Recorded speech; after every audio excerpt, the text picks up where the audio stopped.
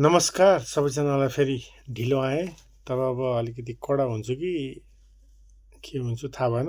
म छोटो सानो मात्रै भन्न आएको। अहिले चलिरहेछ यहाँ चाहिँ के अरे अहिले यो सुन आमा गोल्ड डिगरहरूदेखि लिएर गोल्डहरूले चाहिँ के अरे साह्रै नेपालको माहौल तताएको देख्दाखेरि हाँसो लाग्छ है।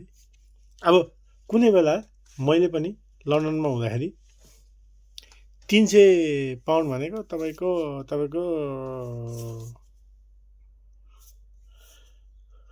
116 युरो सरी 116 पाउन्ड थियो के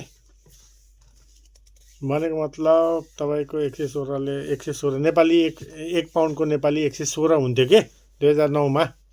आजभन्दा त्यही 17-18 वर्ष अगाडि त भने। अनि मैले नसोची बोल्दिएँ तर मलाई चाहिँ थाहा भएको कुरा भन्दै हो। त्यो बेलामा चाहिँ के अरे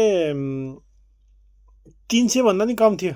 मेरो पनि 2 तोला थियो अनि 4 तोला पनि थियो, 5 तोला 6 तोला 7 तोला 8 तोला हुँदाहुँदै चाहिँ मसँग चाहिँ के अरे 18-19 तोला भइसकेको थियो त्यति बेला।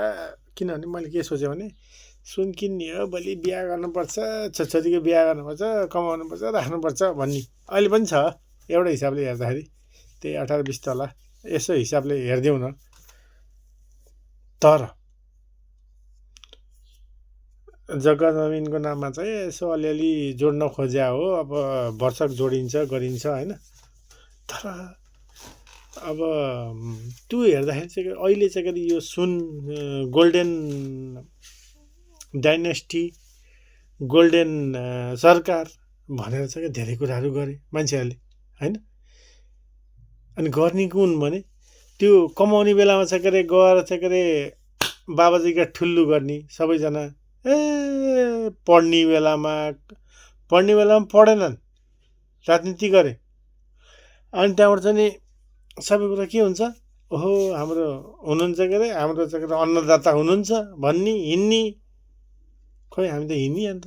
म पनि थिएँ, काङ्ग्रेसमा थिएँ, कट्टर काङ्ग्रेसमा थिएँ। खोइ हामी हिँडिएन, काङ्ग्रेसमा थिएँ, ओके ल सपोर्ट छ है भन्ने। राम्रो काम गरे सपोर्ट छ। बुद्धि बिग्रेकाले नै हो यसो गर्नु केपी बा आई लभ यु देश चलाउन तयार छु भन्ने त्यो एकजना बहिनी। अनि त्यहाँबाट कस्तो गुखानीहरूको कारणले गर्दै उखाने डुब्यो होइन। गुखानेको कारणले उखाने डुबेको हो वास्तवमा हेर्दाखेरि। तपाईँहरूले विश्वास गर्नुहोस्, बरु जति काङ्ग्रेस सुध्रिएर आएको छ, मेरो आफ्नो काङ्ग्रेस